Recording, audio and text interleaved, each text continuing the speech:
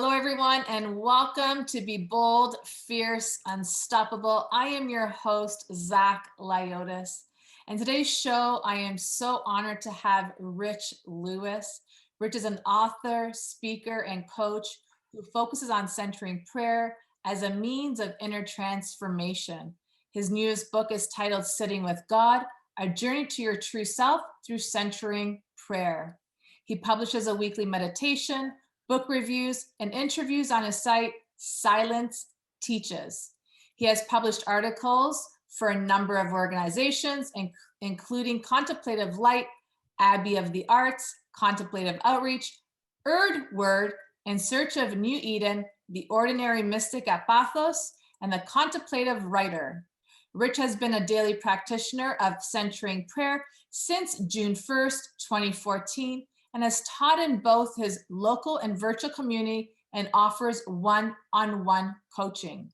Centering prayer has been so life-giving and life-changing that he feels compelled to share his journey with others who wish to learn more. He also resides in Amber, Pennsylvania with his beautiful family. Welcome to the podcast, Rich. Great. No, thanks for having me on. I appreciate it. And hopefully this will be something that will be helpful for your community. Yes. So as I was reading your book, the first thing that came to me was to ask you the question, what brought you into the centering prayer? Were you going through some difficulties in your life that you had to kind of, I feel like crying through this one, that you had to kind of reconnect with yourself? I kind of stumbled into centering prayer. I guess I'd always been attracted to silence. I consider myself an introvert, so I'd always been attracted to silence. And then I read Carl McColman, some of his books in 2012 or so, and he talked about how powerful silence was, but he never talked about a practice. So I would just kind of sit in silence, not really knowing what I'm doing. But then I came across centering prayer in late 2013. I was just perusing Amazon looking for a book to read, and I came across Healing the Divide, Recovering Christianity's Mystic Roots by Amos Smith. It looked interesting, so I started reading it, and I'm glad I did, because within it was a practice he did called centering prayer that he had been doing for at least 10 or 15 years, even since the publication of that book. So I began, that kind of nudged me to learn more about this practice. And I did. I reached out to him, asked him lots of questions, began reading books on centering prayer, and began practicing centering prayer pretty faithfully, I guess, since June of 2014 as a result of finding it in this book. Yeah, and that's one thing that amazed me, because your book was a great eye-opener for me, like I said to you before the show. And I kept on asking myself the same question, like, is he speaking about centering prayer as a meditation practice? Is this a different type of a meditation practice? And the more I was reading your book, I was finding myself going, hey, God, am I centering prayer or am I meditating? What am I doing? Am I on that same alignment that Rich is teaching here? Or am I in a total different trajectory? And it was like, it's about quieting your mind, allowing me to talk to you. And I was like, oh, okay. So that's what I kind of received from reading the beginning part of your book. And it was like, this is a beautiful beginning of everything. But when you were seeking that centering prayer, was there any, I know when I go into meditation or go into prayer, there's always an uproar going on in my life, but I pray all the time naturally. But were you going through some sort of a personal uproar at that time? I had just, I'm trying to think back. I would say no, because I was in the workforce for 20 years and then was a stay-at-home dad from about 2009 for 2.5 years until I went back into the workforce in 2011.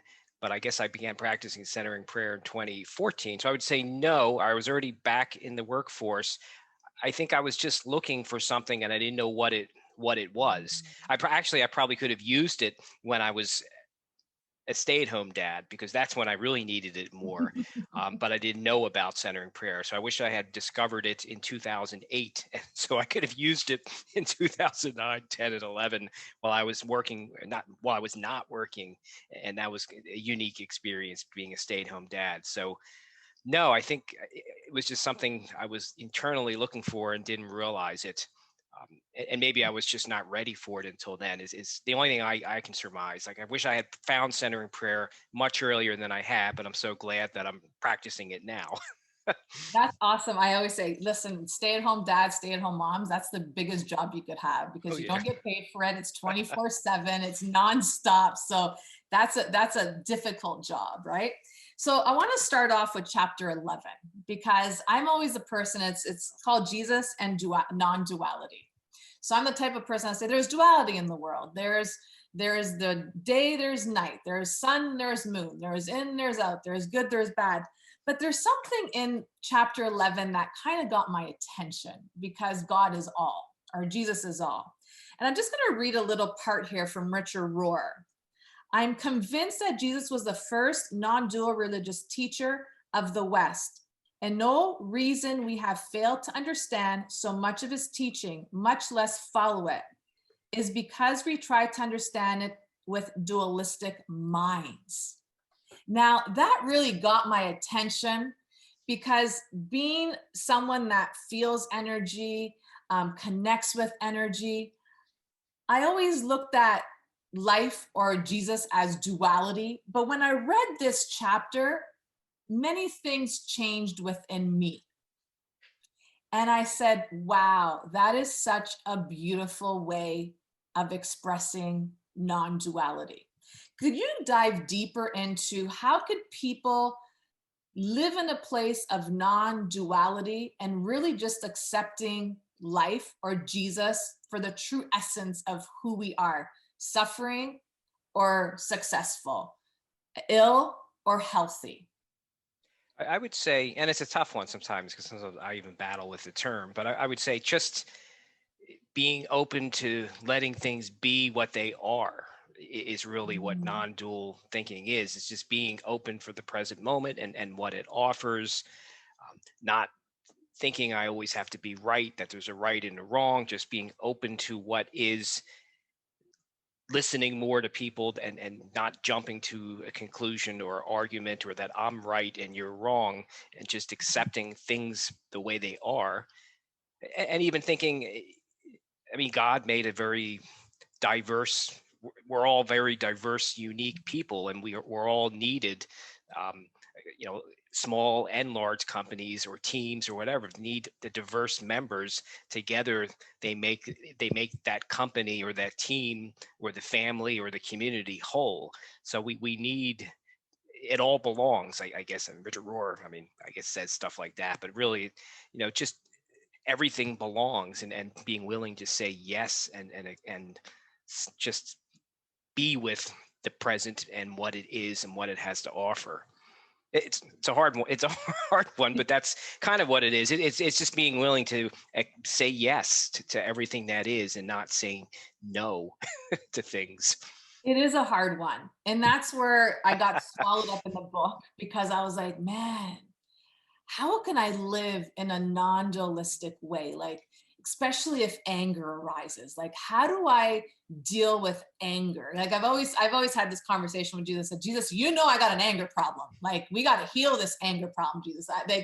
I have this relationship with Jesus where he's my, my everything, my friend, my father, my brother, my lover. Like, I call Jesus my everything. And when I read this chapter, it kind of made me take a step back. I read it, I think, twice because I was like, I really need to dive into this because especially in the day and age that we live in today, with the politics, with this thing going on, with all the stuff, everyone has their own interpretation, everyone has their own belief. And reading this just allowed me to say, you know what? Everything is the way it's supposed to be. Just be in it. But the accepting part of it was the difficult part, or is the difficult part of it, and accepting everyone for who they are. And I've always done this, but when you look at it from the eyes of everything is perfect, like how I would say Jesus would say it, everything is perfect in the way it's coming to us. It makes me wonder and go deeper within myself to say, is it the perfect that I want, or is it the perfect that's supposed to show up for us? to learn something different for us. So when you're going through this non-duality teaching, and I know that you said it's a difficult one, what kind of things sparked within you to make you think twice or make you kind of realize things differently in your life? I guess it's really just more. I had a thought and forgetting what my thought was. I guess if you're not, you miss out on the beauty of life. So if you're more dual thinking wise, where this is the way it is, or this is the way you expect it to be, I think you miss out on the beauty of life and what it has to offer. So if you Mm. are more willing to just be and let things be and accept the diversity of things and accept other people's opinions and others people's ways of doing things, or even the way they look and act, Mm.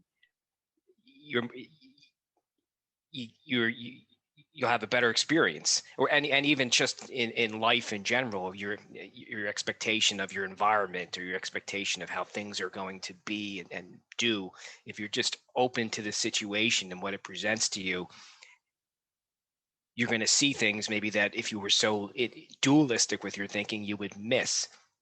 So Mm. I think you would you miss the beauty of people and the beauty of life and the beauty of your surroundings when you are locked into dual thinking. So a practice such as centering prayer can kind of loosen your mind and open you to see more holy, I guess you could say. And I don't mean HOLY, I mean more, HWHOLE, where everything belongs, and you can see it and you can see how beautiful it is.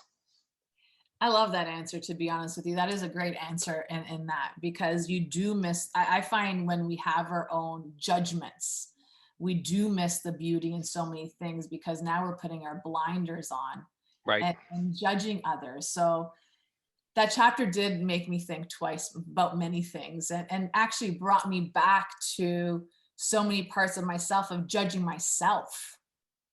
And the more that I saw that, like, wow, being an intuitive for so many years, I was called a weirdo, I was called a quacko, I was called abnormal, I was called every name in the book. And it took me a while to accept that.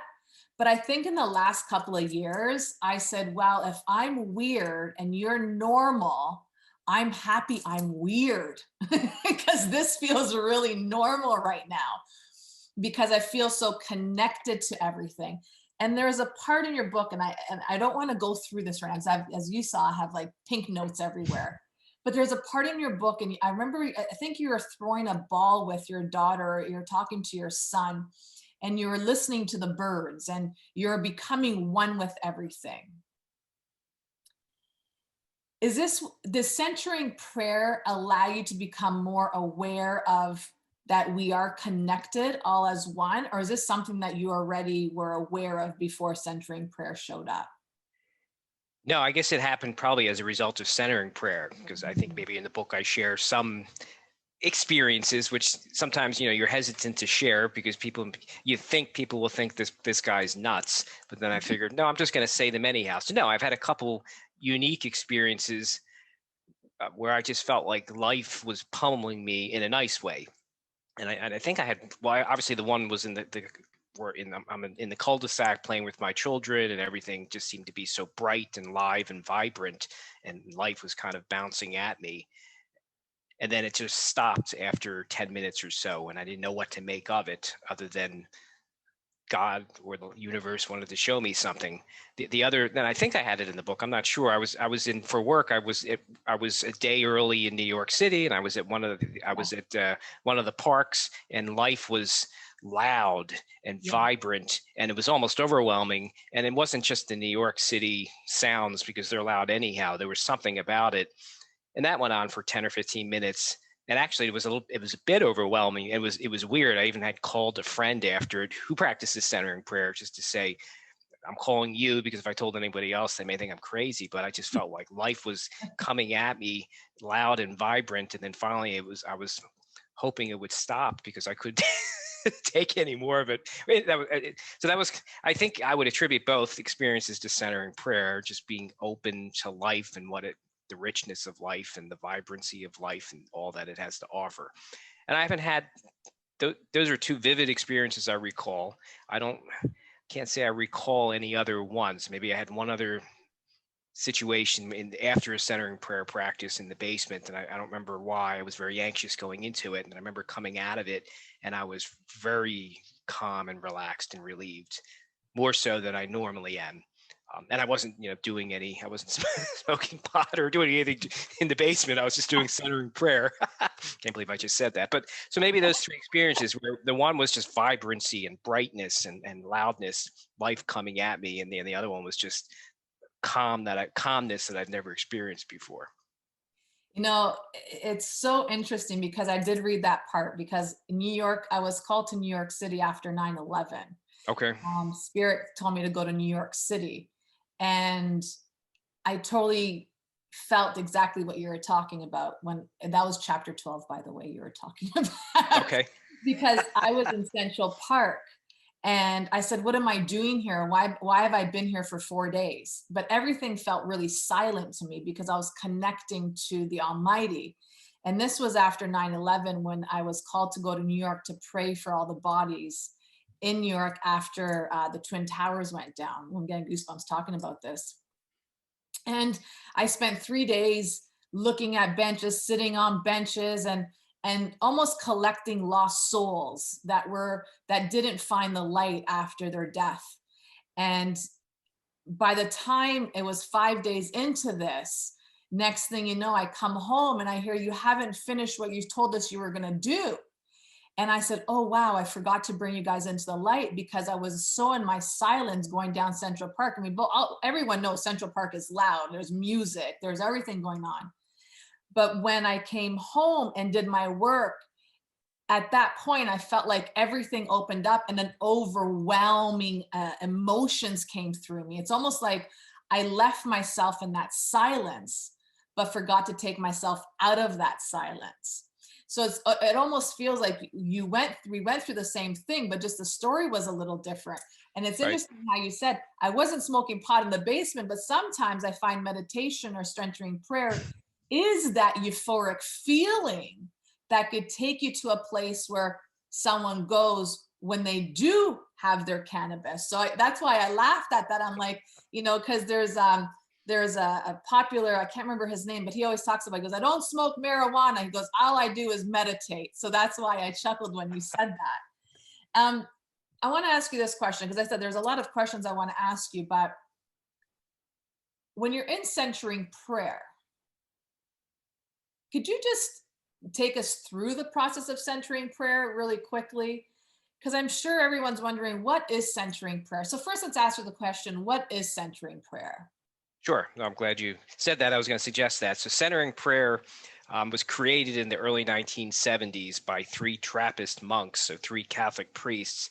And it was as a result of they saw transcendental meditation going on and they wanted something for Christians. So, they created centering prayer in the early 70s and began teaching it to clergy, priests, but then they began rolling it out to everybody.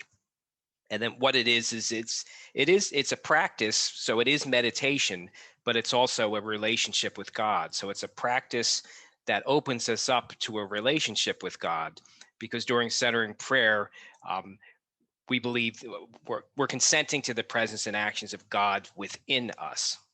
So that's what centering prayer is. It's a form of silent, wordless prayer created at this point, I guess, about 50 years ago. Um, Now, what it is, or how you do it, it has four guidelines. You sit comfortably with your eyes closed. To begin your centering prayer, you introduce a word, 1, 2, 3 syllables of your choice. It could be love, ocean, God, Jesus. You introduce that interiorly. And then whenever you engage a thought during your silent sit, and what I mean by that is whenever you begin thinking about what you did before your sit, or you begin planning the rest of your day after your sit, you realize you're engaging your thoughts. So you use your sacred word interiorly to let go of the planning and plotting, to bring yourself back to the present. And then you let go of the sacred word as well. And you do that when needed during your centering prayer sit. So sometimes you don't need to do it and you naturally can bring yourself back and let go of all your planning and plotting and emotions. Other times you realize, there I go again, and you reintroduce that word to bring yourself back to the present. So you Mhm. do that during the duration of your sit, if you're sitting for 10 minutes or 20 minutes, whatever time frame you're using. But that's really how you do the practice. And I'll say one other thing.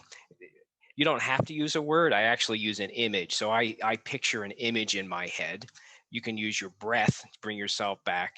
And some people practice with their eyes open because they're afraid they'll fall asleep. So they stare at a spot 3 or 4 or 5 feet in the distance and kind of focus on that to keep out the thoughts. But that's essentially is how you do the practice.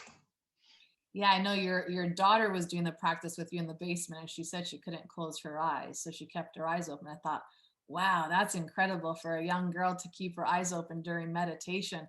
I was like in that room with her. I was like, wow, because people say, Zach, do you meditate with your eyes open? And I say, yeah, you could do it, but it's when you close your eyes, it's like you're giving yourself internal to come alive. But I was really amazed at how your daughter sat beside you and did it with her eyes open. And this is all in the books, everyone. Just if you're wondering why I'm giving, I don't know, Rich. I'm just reading his story, and it was a really a beautiful story to say the least. So, how often or how long should someone practice centering prayer for? Sure. So I guess if you're starting and you've never done it before, I would take baby steps to ease yourself in. So I would pick it, well, at least once a day to start off with, and I would suggest to make it the first thing you do as you begin your day. So if you're going to go 5 minutes, get up 5 minutes earlier, do your centering prayer practice, and then resume your day is the first thing I would suggest. But then I would also suggest that you begin lengthening the amount of time you sit. So if you think it's going to be real difficult for you, start with 5 minutes and then start pushing it out to 10 minutes and 15 and 20 minutes. And then after you've done that, add a second sit. So kind of look at your life and when is it best for you to do a second sit, and then maybe take the same baby steps. Start with, so if you've decided I can do it before lunch, or I'm going to do it in the evening after dinner, start with 5 minutes and then begin pushing it out to 10, 15, and 20 minutes, so that eventually you're doing two sits a day of 20 minutes each. But take baby steps with getting there, with your first sit, and then the same baby steps with the second sit, if you need to. If you don't need to, go jump right into I guess see how it works for you, but you can take baby steps. Don't feel that I need to practice twice a day for 20 minutes and do that. Some people maybe can, but some people realize they can't, so they take baby steps with it. What were some challenges that you were faced with when you started doing centering prayer? Um, I guess challenges of when to do it. So I needed to determine.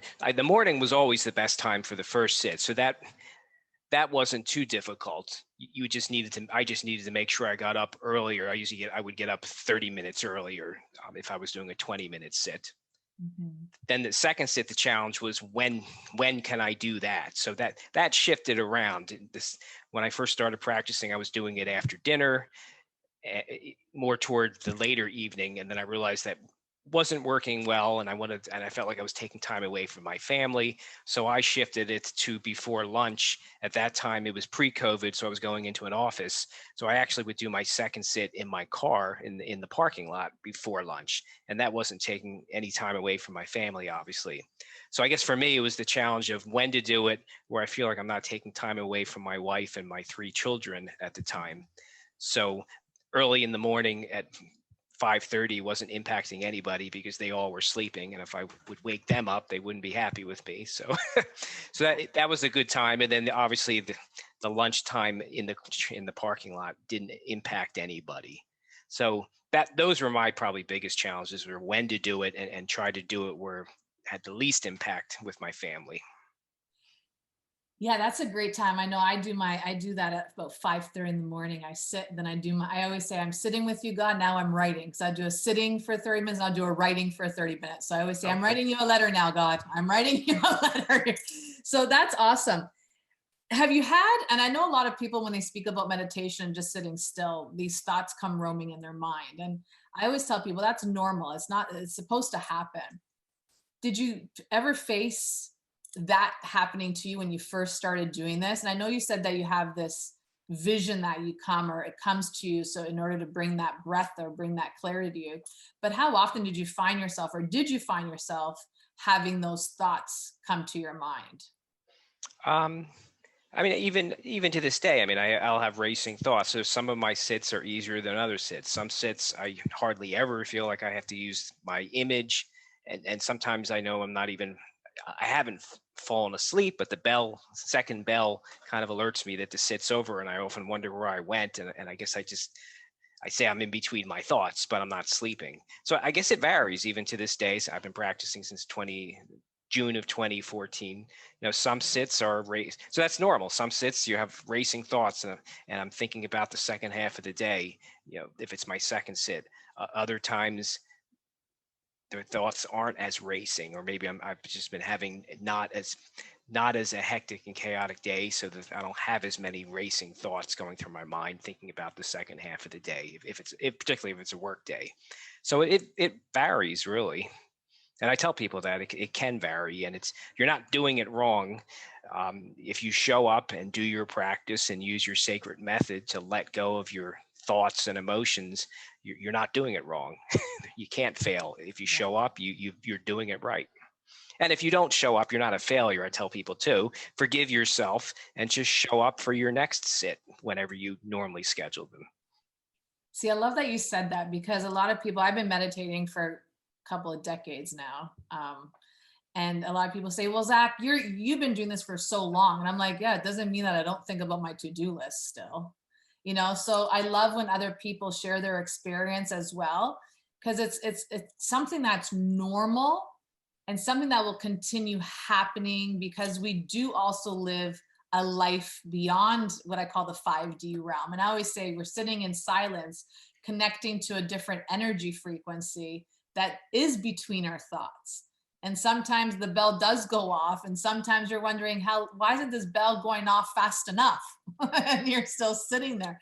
So I just wanted the audience to know that this is normal, regardless if you're, a novice at this or a beginner at this. It is a normal experience so that they know that, hey, these thoughts keep on roaming. So I have a question for you, but we're going to take a commercial break. But I'm going to give you the question so you can think about it first. And I don't know what chapter this is, but it says it's how to give yourself to God. I'm going to read this little verse here and then we'll go to a little commercial break and come back. So it says, God, you can have my car and my kids. I just want to rest in you for a short while and be refreshed. I want to hit the restart button. So we're going to answer that right after this short break. Do, do, do. Okay.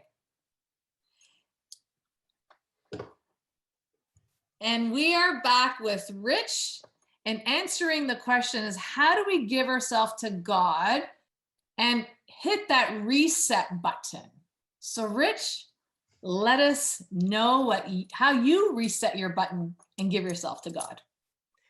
Well, I mean, that's really the purpose of the sacred word. I mean, during centering prayer, we use our sacred method, whether it's a word or a breath or an image. That's what we use to reset us and bring us back to the present moment and open to the presence and actions of God within. So I like to tell people, I mean, obviously we're using it during centering prayer, but really at any time you can reset and restart yourself. You can do a 1 minute silent sit. I tell people, don't, do a minute sit. You can, you, if you're sitting at your desk and you can't figure out a task, you can use your sacred method just to bring you back, even if it's 15 seconds, just to refocus you and bring you back and kind of reset and restart you. So I like to tell people you can be flexible with it. Obviously, you can do your 2 sits of 20 minutes, and they obviously reset. And for me, the first one resets and restarts me, it begins my day, and the second one really does the same thing. It just kind of reconnects me with God, reconnects me with life, and helps me finish the day. But at any point, I can do a reset, so to speak. If I'm, for example, I don't like going to the doctor, so if I'm there early, I'll do a couple minutes sit in the car and then walk into the doctor's office. Or if I have to do a presentation for work, I can just, and right now I'm at home working anyhow, I can do a 1 minute sit and then put myself in we use Teams, put myself in the Teams meeting so that I can do whatever I need to do. So at any point you can reset yourself through a quick pause or a 1 minute silent sit or even a 5 minute silent sit to reset and restart you. So I love that you use the terminology of reset. Now, I know people, when it comes to especially the mind, and if they're going through some sort of feelings and they can't get things off their mind,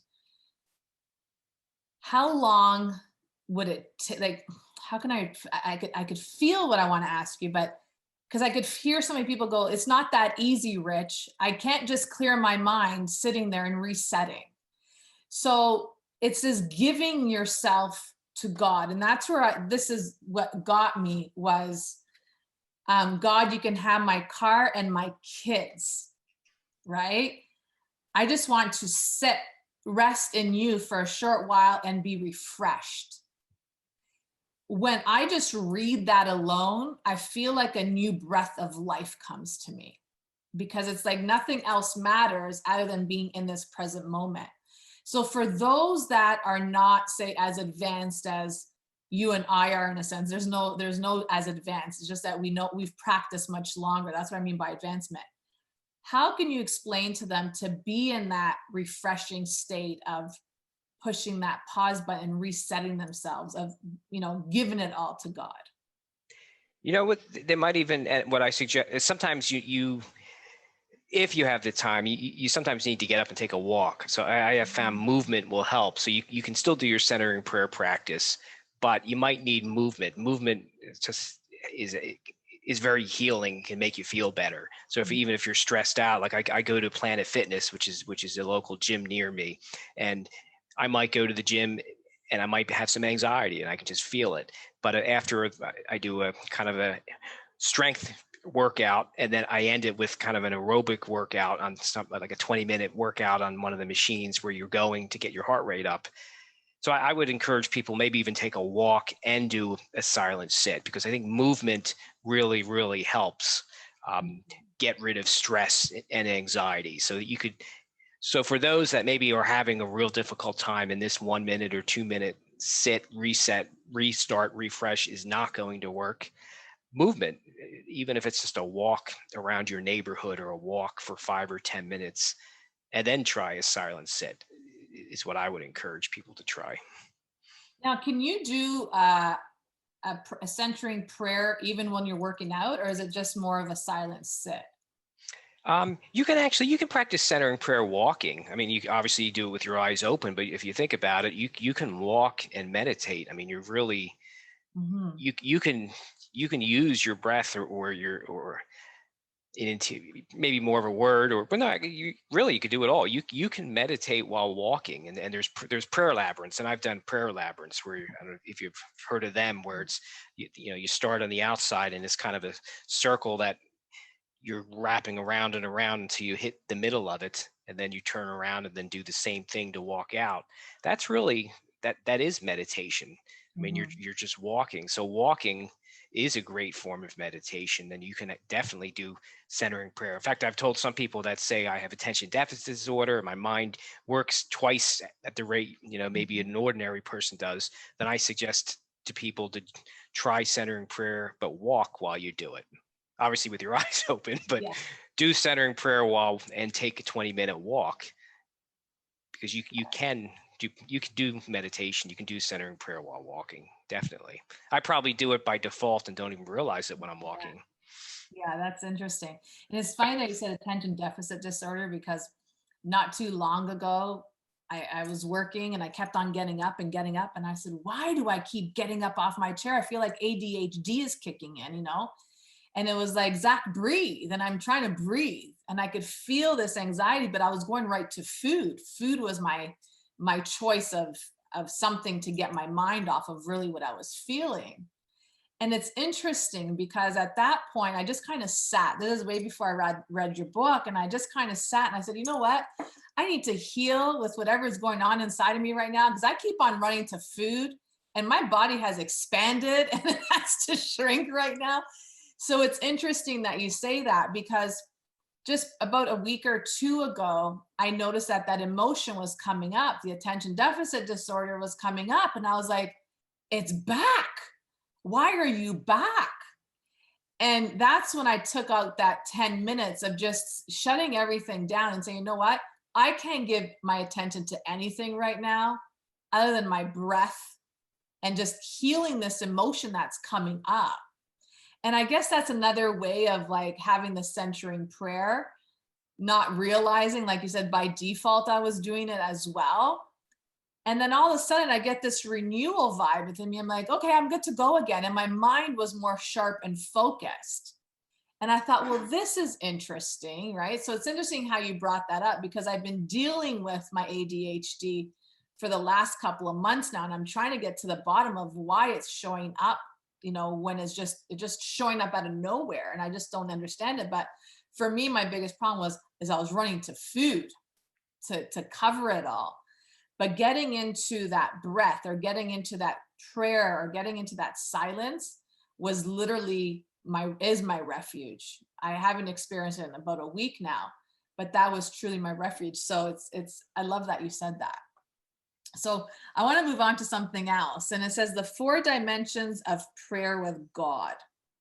And I found this interesting because I never looked at things this way. I just always used to, you know, being raised Orthodox, we used to go to church. We used to sit in the pews. We had to be quiet. I was like the troublemaker. I used to crack up jokes. I was like that kid that couldn't sit still until the sermon came on. And that's when everything kind of changed. And I would listen to the priest and I'd be like, that sounds so good, but what does that even mean? Because, you know, I was a little kid going to church. And then as I was reading certain parts here, I thought, I wish they taught us this in church, you know, as little kids. But I want to just bring up this little excerpt that you have here. I don't know what chapter this was. Oh, I do actually. Chapter 5, Dimensions of Prayer. It says, I now think of prayer in 4 dimensions. Prayer is when I speak to God. Prayer is when I listen to God. Prayer is when I am in community with others. And prayer is when I rest in God. And I think this is the part here that I stumbled upon. Because I always say prayer is when I speak to God, but meditation is when I listen to God. And now listening to you, I feel like centering prayer and meditation are almost the same thing combined in one. So now I'm understanding this a little better. Could you just explain this to those that had that same thought process that I had, where meditation was listening to God? Sure. I mean, it is. I guess I was thinking of, obviously speaking to God is verbal prayer. Listening to God is more of like if you're reading scripture and what is it telling me, or if even if you're just sitting and watching your children or watching people, God speaks to us through people and we can hear things that way. Community obviously is just, I think of it as even just sitting at a meal, whether it's a holiday or just a regular dinner with friends or family. Still think of that as prayer. But then I guess the resting in part is more of it's beyond words and thoughts and emotions, and it's really God acting us at a deeper level. So it's more of a rest in God. So we're not really listening to anything, and that's what we do. That's probably what you do in meditation as well as centering prayer, which, as I said, is meditation, but also relationship with God. Is you're letting go of your thoughts. So you're not listening to your thoughts. You're not listening to anything. You're just letting go and being, your little being with big being, and letting God act in you at a deeper level. I think of it as a reverse prayer. God is praying in me, whatever I need. And I don't know what that is until outside of the prayer, and I'm not even trying to figure out what it is during the prayer, because then I'm not meditating anymore. Once I begin thinking and either meditating or trying to figure things out, I'm not meditating anymore. So I'm just completely letting go. So it's really just a rest in the rest of God, being with being. Yeah, it's interesting that you said that, because I know in your book, I mean, you use God as male and female, which I thought that was really interesting too. Like this book kind of was like, oh, okay. I've never heard anyone take that look at it, because for me, I look at Sophia. I don't know. I had this meditation where I said, where's the female Jesus? And I heard it's Sophia, right? And I was like, oh, okay. So there's Jesus and Sophia. But when you mention God as he, she, and it intertwines in your book, I was like, oh, Sophia's showing up in the book too. So I really love the interchangeable feeling that you gave in the book. And it was interesting at the areas that you've given it in the book. So I really enjoyed that. But you said something in a couple of minutes ago, and you said the little being with the big being. Now that's written in your book, but you say the little d with the big D. Could you dive a little deeper into that and just let's share that with the audience? Sure. I mean, I think of, during centering prayer, we open to the presence and actions of God within, and God is within us. And I'm not saying that I certainly am not God, and I'm not God, and I will not say I'm God. But little d is in me. The image of God is within me. Little d. So during centering prayer, I'm connecting my little d within me to the and sitting with big D, big God. So it's really just God is within me, and I'm connecting to my true self, and it is a paradox, but they're meeting. My little d and big D meet during centering prayer and connect.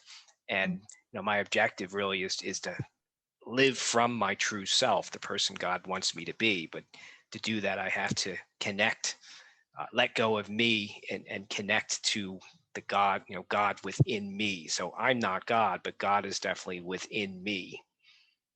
Yes. And I like that, because I feel in church, I was always taught that God was separate from me and not inside of me. And I mean, years and years of meditation and prayer. And I was like, where are you, God? Like, you get so frustrated when you're like in the dumps, and I hear, I'm right here. And I'm like, but where is that? And it's like inside of you. And that's when I've had many aha moments in my life. I went through cancer, depression, anxiety. I went through a lot, like many people out there. But when I realized that I am in that essence of God within me, life kind of changed. But then I always wondered, God, if you're inside of me, why do I go through so much suffering? Like, why are you not saving me? You know? And it's interesting because there's a verse in the Bible. I wanted to talk to you about this, because there's somewhere in your book that talks about Jesus weeps, Jesus gets angry. It's in one of the chapters here. And I thought, this reminds me of, it was John 11:24. I think it was in the Gospel of John. And there's one complete sentence, and it says, and Jesus wept. And when I found that in the Gospel of John and reading your book as well, it made you realize that, hey, Jesus was a human being. And that's the paradox that you're talking about. Could we get to that? I can't even find it in my notes right now because they're all placed out. But let's talk about the paradox of Jesus, and how, as God is inside of us, he also is human. And even though he's eternal, there's a greater version of God, especially this day and age that we're going through. Right. I mean, if you think about it, Jesus, I believe, was the human incarnation of God, 2,000 years ago. So I believe, and many people believe, God was Jesus. Not Jesus was God and human at once. So that's a paradox. So what does that mean? It means that he expressed his humanity or experienced humanity. So not only did he experience humanity, then he had to express kind of his full humanity, and whatever that meant. So God became part of us, so to speak, joined us and understood what it was like to be a human. And it helped us, I guess, understand what it was like to be God. Not that we're God, but just to know that God is within us. So I mean, obviously, it truly is a paradox, but Jesus was a human being, and he was able to express all human emotions, and lived, a very vibrant human life, and let himself experience humanity. I don't think of it, Jesus as one who repressed his thoughts and repressed his emotions and repressed his humanity. I think he lived his humanity and his emotions, and he lived life and kind of modeled for us what he'd like us to do. Yes. Yes. I like that you said that. Jesus did not repress his emotions, did not repress his thoughts, because a lot of us repress our emotions because we're afraid of hurting other people, or we're afraid of saying the wrong thing, or we're afraid of being ridiculed. And I'm saying this because I've experienced it as just my own self. And it's interesting that you say that we are not God, God is inside of us. But I did a practice when I was called to do, and I can't remember what book I got it out of, but it says every time you turn on the switch or the light switch, say God is now turning on your light, or God is turning off your light, God is walking out the door. And I found doing this, I had this deeper connection, knowing that the Almighty was inside of me. And it's not just me taking this action, it's God walking the path with me.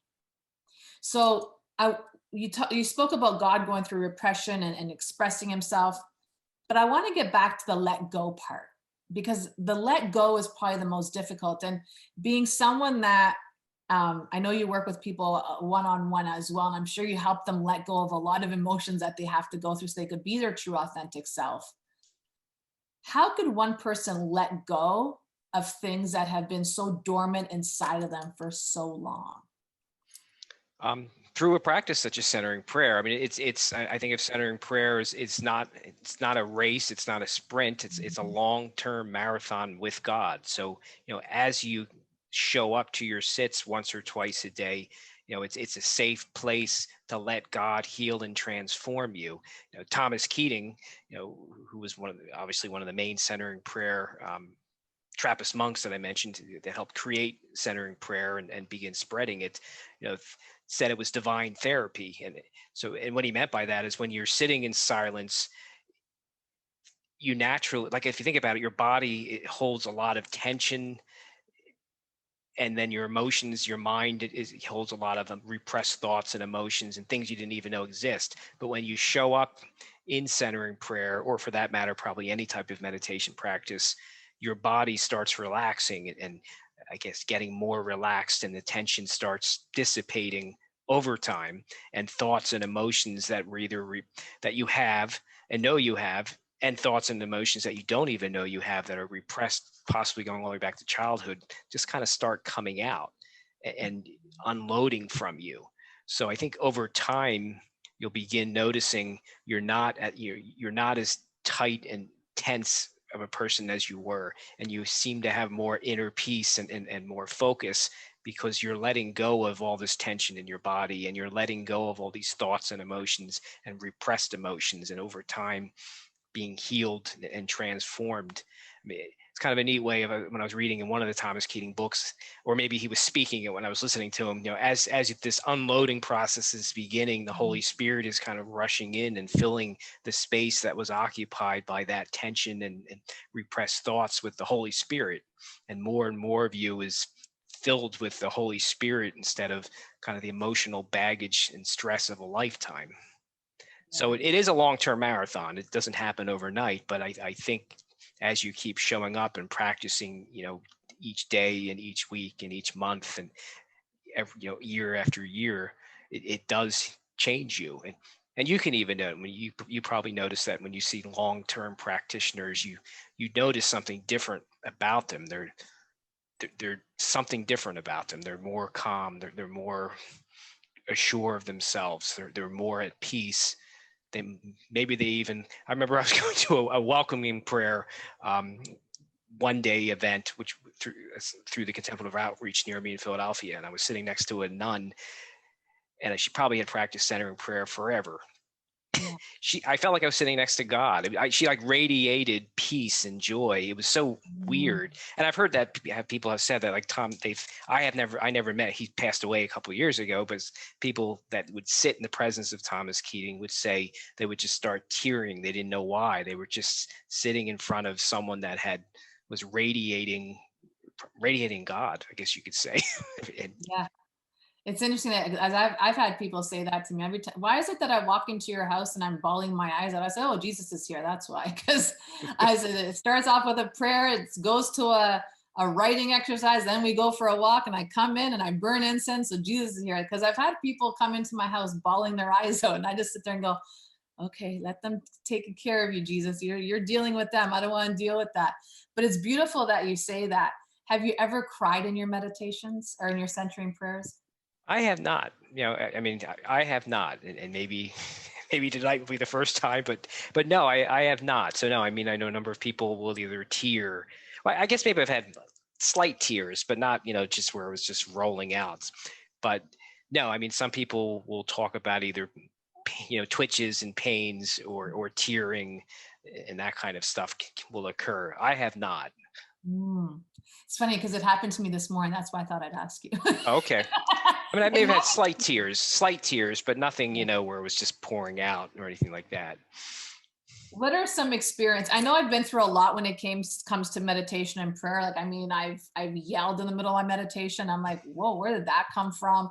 I just want people to know that this is normal. Like, this isn't like, oh, what's going on here? I've had twitches go on. I've had my head I thought my head was going to spin around. Like I said this morning, these thoughts came to me when I was in Wisconsin, and I got thrown off my bed. Like, there's a lot of dark things that happened to me. And I just was bawling my eyes out this morning. I thought, wow, man, no kidding. People thought I was a weirdo because I practically lived like I was on Poltergeist or whatever those crazy, fearful movies are. That's why I don't watch scary movies, because they do freak me out. People watch the movies. I feel like I live the movie. So, what were some things that have happened to you, maybe in centering prayer and meditation, that made you kind of say, what's that? Have you had anything like that happen to you?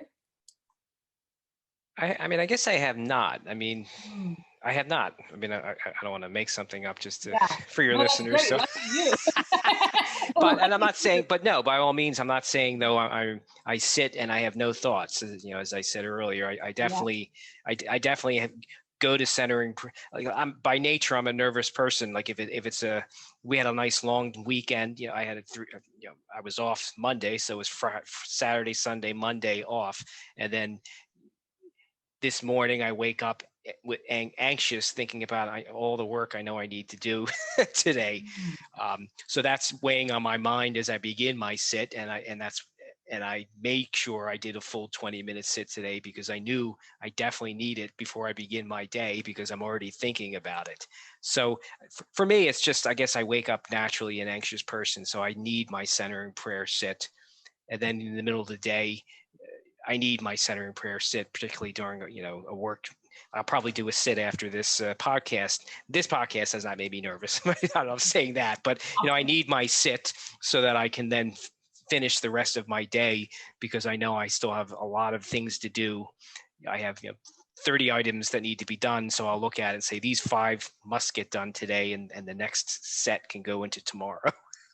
So That's I need my sits, just because I'm a natural, I hate to say it, but I'm a natural anxious person. So my sits always help me. They always help me. They always calm me down, and then they help me properly focus on what I need to do. That's amazing.